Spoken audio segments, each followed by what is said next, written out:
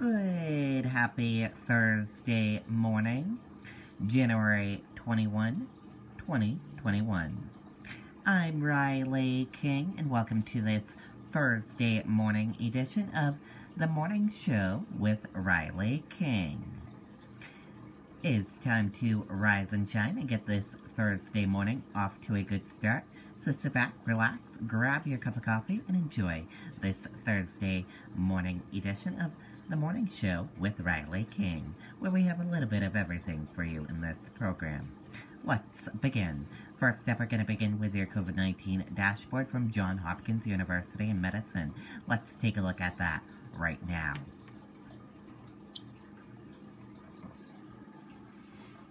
And here is a look at that information for all of you right now. Your global cases are 96,943,570. Your U.S. cases are 24,438,938. Your global deaths are 2,077,096. Your U.S. deaths are 406,162. And that is a look at your COVID-19 dashboard from Johns Hopkins University in Medicine.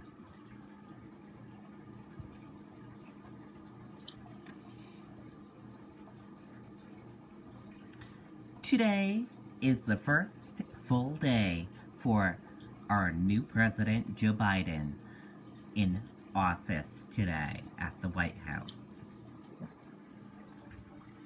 Joe Biden is our 46th president of the United States, and today is his first full day at the White House in the Oval Office. And also, it is the first full day for Kamala Harris as vice president in office today as well. They got sworn in yesterday for Inauguration Day yesterday, and now we have a new administration at the White House. We are all excited.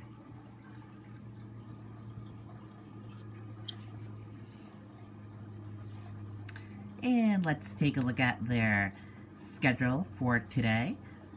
What to expect from what they're going to do today. Let's take a look.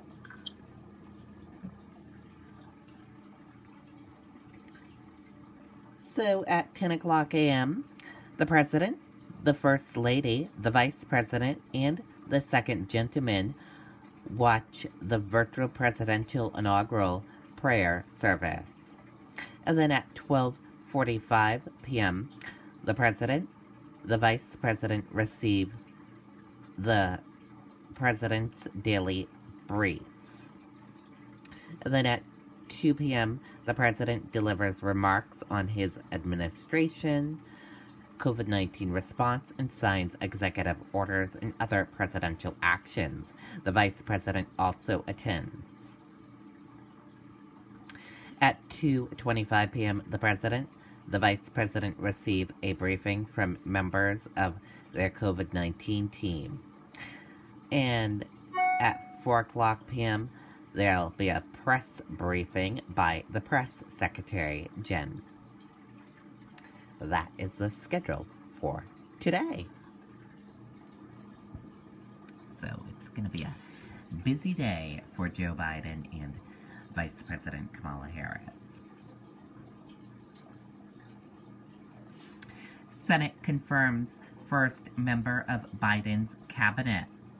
The Senate confirmed Avril Haines as Director of National Intelligence by a vote of 84-10.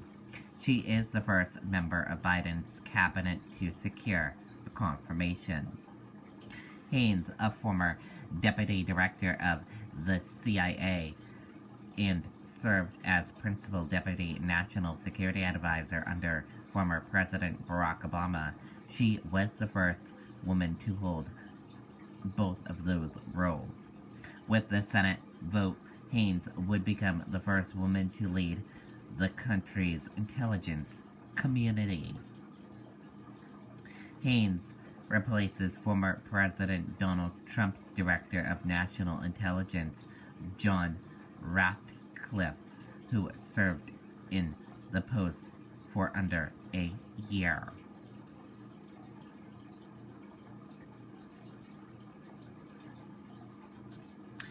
A new era in Washington. A newly sworn-in President Biden signs 17 executive orders in his first day in revising some of Donald Trump's presidential legacies. Plus, the Senate confirms Joe Biden's first cabinet pick. With more on that, let's listen to this video from ABC, Kenneth Moulton.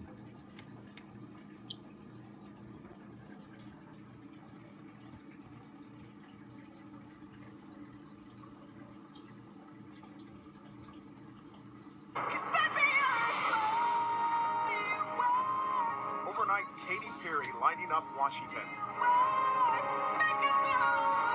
Closing out President Joe Biden's star-studded inaugural celebration.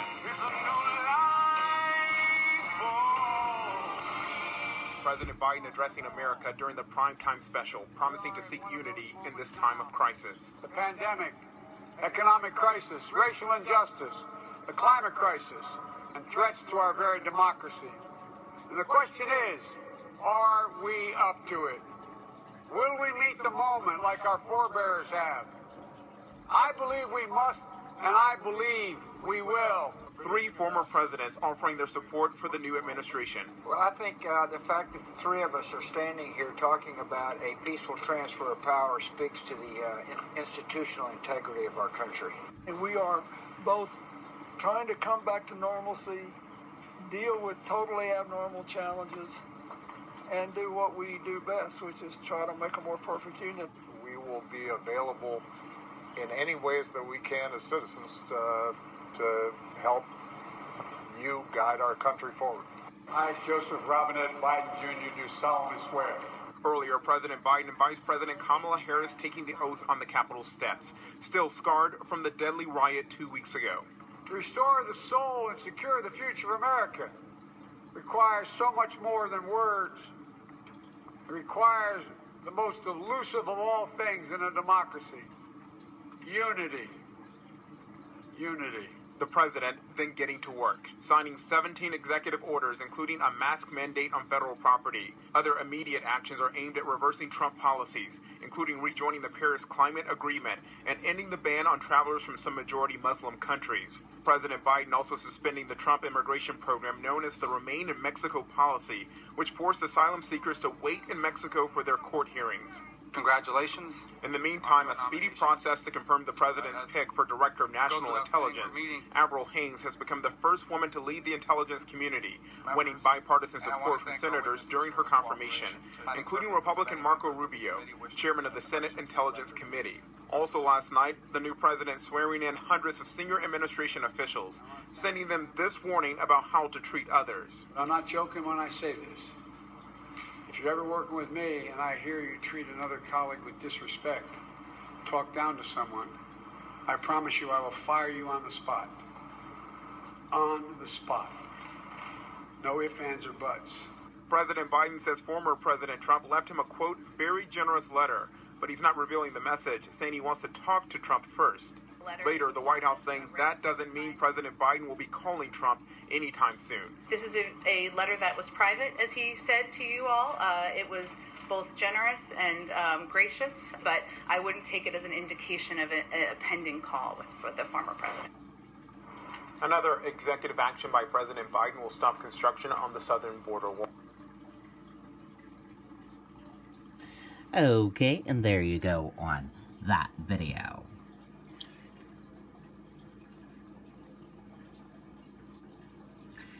Powerful words. Amanda Gorman is the youngest inaugural poet in history, but at just 22 years old, she provided her words go beyond that. Let's listen to that video from ABC News' Ariel Reshef with more on this report.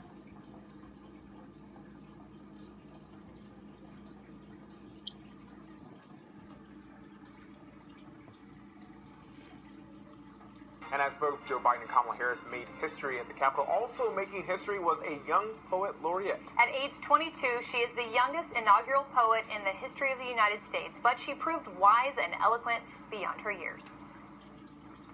It's a poem penned in unprecedented times. Being American is more than a pride we inherit. It's the past we step into and how we repair it. Amanda Gorman reciting The Hill We Climb. And so we lift our gazes not to what stands between us, but what stands before us. Gorman says she was only halfway through writing the poem when rioters stormed the Capitol this month. She says the explosive scene helped her complete her work. And we did not feel prepared to be the heirs of such a terrifying hour. But the Capitol riot isn't the first time unrest was a source of inspiration for Gorman. The Black Lives Matter movement last summer spurred her to pen Fury and Faith. I cannot remove from my writing that I too am African American, I too am a woman, and so these issues are not remote from me. But during the Capitol attack, she says it wasn't the violence that stood out most, it was the hate online. She spoke overnight to CNN. Looking through a few tweets and a lot of people being like, wow, this is what happens when people don't want to share the country with the rest of us. Gorman says she hopes one day to be celebrating her own inauguration. She referenced that dream in her poem. We, the successors of a country and a time where a skinny black girl descended from slaves and raised by a single mother can dream of becoming president, only to find herself reciting for one. Her work winning the praise of President Obama and Hillary Clinton, who wrote she's promised to run for president in 2036, and I, for one, can't wait. Oprah giving her this caged bird ring, a nod to legendary poet Maya Angelou, a source of inspiration for the young writer. So poised, so powerful. I have to just read my favorite line from this. She said, "For there is always light, if only we're brave enough to see it, if only we're brave enough to be it." It was such a message of hope, and I think looking at, I guess what many of us would consider the younger generation, giving us the sense that there is light, there is hope coming around the bend, it was really encouraging. It was such a powerful moment. It was a call to action as well. She said, "We will not be turned around or interrupted by intimidation." Very, very amazing poet.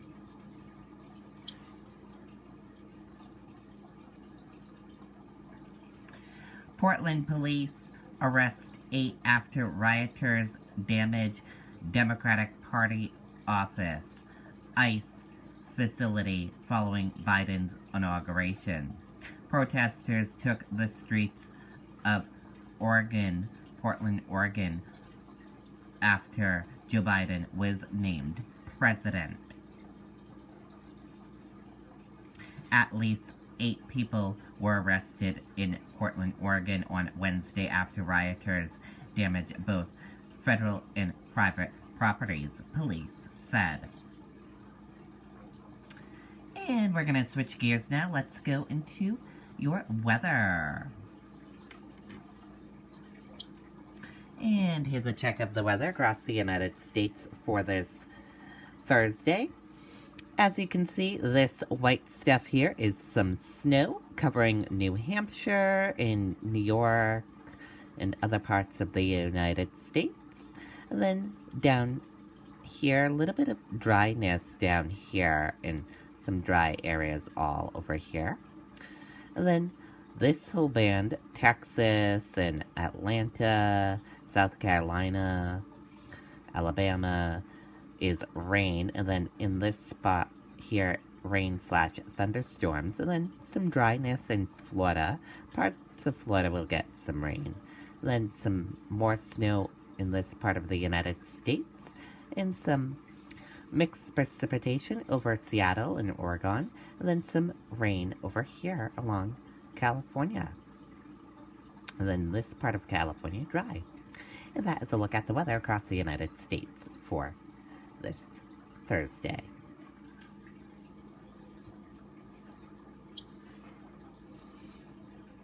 And let's go into some business news now. Stock futures edge higher after markets hit records in previous session. Biden takes office. U.S. stock futures edged higher in early morning trading on Thursday after the major averages hit record highs on Inauguration Day. And we're going to switch gears now. So, as you all know, Joe Biden's dogs will be joining the famous line of presidential pets. Let's take a look at the line of presidential pets right now.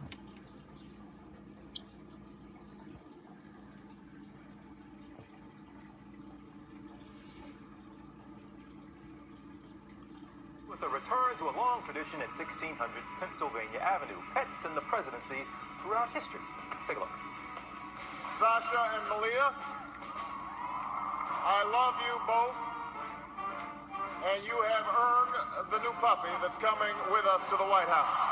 Americans are definitely animal-loving people. We want a president who shares some of our sensibilities and ideas. They've got the biggest media footprint in the world. Everybody knows who they are. And then you see them with a dog, and they're doing the same things with the dog that you're doing. At the beginning of the 20th century, animals became more of companions and less of a working animal. When you get to 1920, you see Warren Harding and his dog. Laddie Boy becomes the first celebrity presidential pet, gets a lot of media coverage. After Harding dies, newspaper boys around the country took up a collection of pennies, which were eventually melted down into a statue of Laddie Boy, which is now at the Smithsonian. Calvin Coolidge famously had a raccoon named Rebecca, and he had a house built in a tree outside the Oval Office. FDR used Fala in a political speech where he ridiculed his Republican opponents who were saying he wasted millions of taxpayer dollars sending a military destroyer to retrieve Fala from one of the Aleutian Islands. They now include my little dog, Fala. It's quite possible that Pushinka is one of the reasons why we didn't go to nuclear war. The exchange of gifts between Khrushchev and Kennedy, including Pushinka, led these two men to be able to back down during the Cuban Missile Crisis. The Soviet government has stated that all nuclear weapons have been withdrawn from Cuba and no offensive weapons will be reintroduced. If you're JFK and this guy's giving you a puppy that your kids are playing with, it's hard to look at Nikita Khrushchev and say, like, oh man, he's evil, we should definitely nuke him. If you go back to the George W. Bush administration, Barney was used for holiday videos. Barney was sort of an early internet influencer before that was even a word. It's time for Barney Cam. Are you ready for it this year? President Trump is the first president in over 100 years not to have a pet in the White House.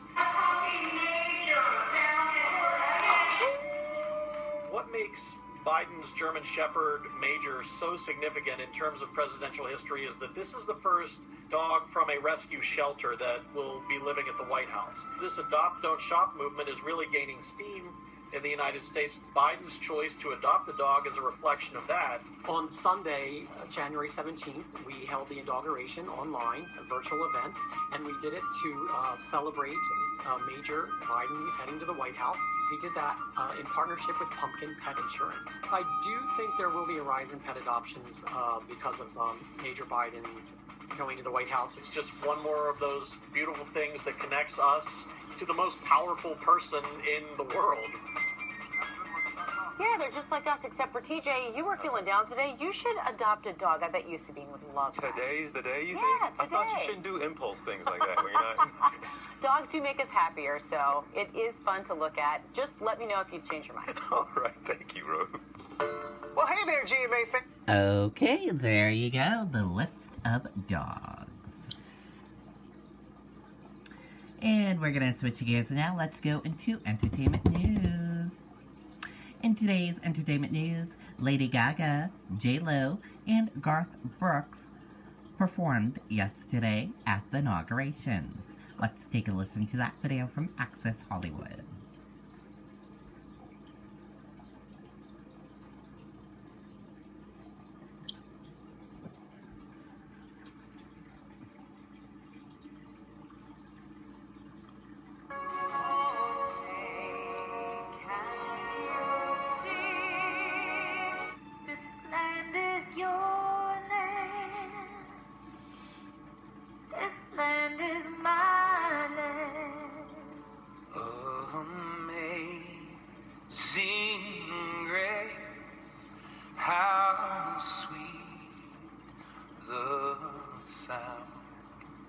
Lady Gaga, Jennifer Lopez, and Garth Brooks deliver powerhouse performances at Joe Biden's presidential inauguration. The superstars belted moving renditions of classic songs as President Biden and Vice President Kamala Harris took their oaths of office at the U.S. Capitol on Wednesday.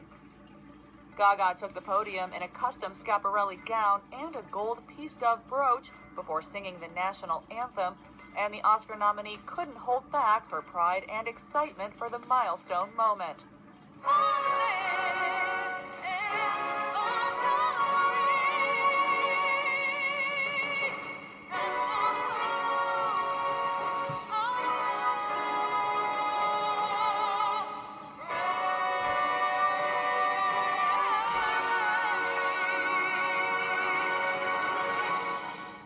Jennifer, in a white Chanel suit, soon followed with a medley of This Land Is Your Land and America the Beautiful, before reciting part of the Pledge of Allegiance in Spanish and inserting a trademark J-Lo phrase which fans love to hear.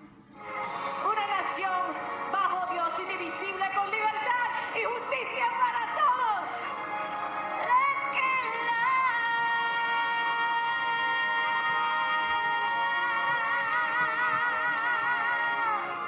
Garth rounded out the A-list lineup with an a cappella version of Amazing Grace, and he appeared emotional while singing the solemn hymn.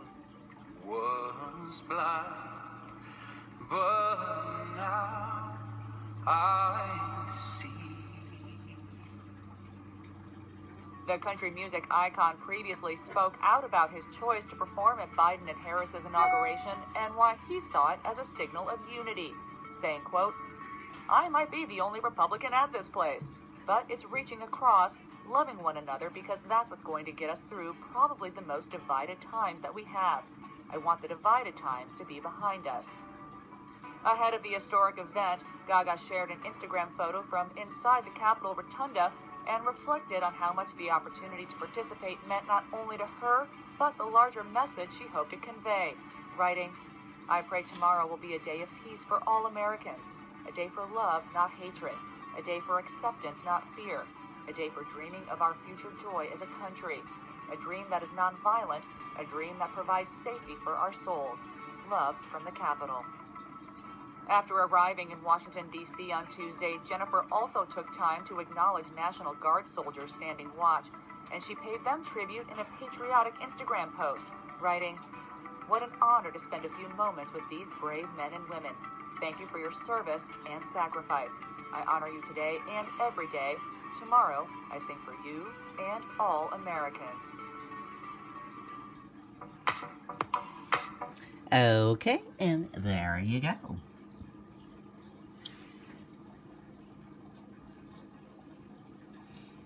And also, Katy Perry, Demi Lovato, and more sing for a Celebrating America special. That was on last night. Let's take a look at this video from Access Hollywood.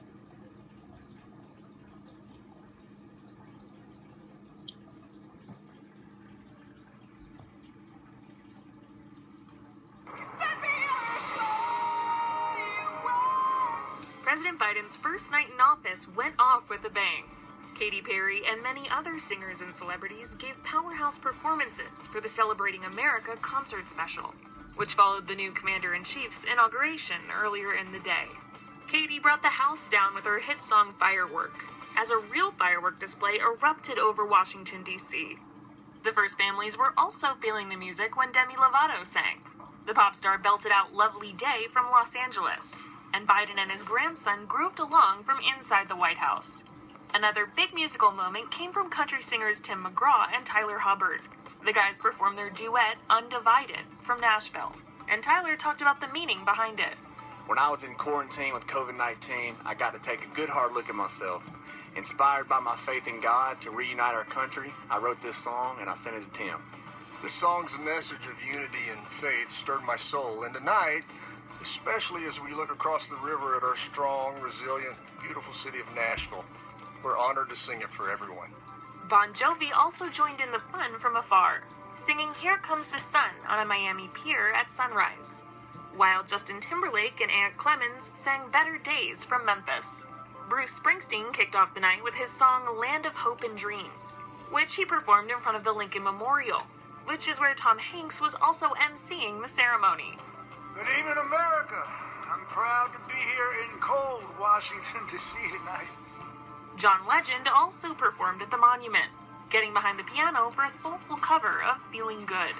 The performances were accompanied by messages from everyday people and essential workers, as well as messages from Biden and Harris. And in one special moment, former Presidents Bill Clinton, George W. Bush, and Barack Obama united to share their thoughts on the historic day. I think if Americans would love their neighbor like they would like to be loved themselves, a lot of the division in our society would end. That's what this means. It's a new beginning. And everybody needs to get off their high horse and reach out to their friends and neighbors and try to make it possible. If, in fact, as George said, we're looking for what binds us together. The American people are strong, they're tough, they can get through hardship, and there's no problem they can't solve when we're working together. Okay, and there you go on that video and that report. And now let's take a look at your celebrity birthdays for today. Let's see which celebrities are celebrating a birthday for this Thursday. And happy birthday to all of these wonderful celebrities. We hope they have a wonderful birthday and a wonderful day.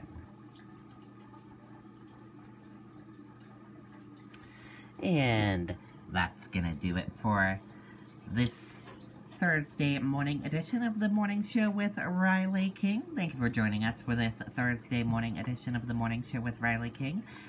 I hope you all have a wonderful Thursday, everyone. Have a great day. See you back here later on today with more news coverage. I'll have a news report coming up in a little bit. Goodbye.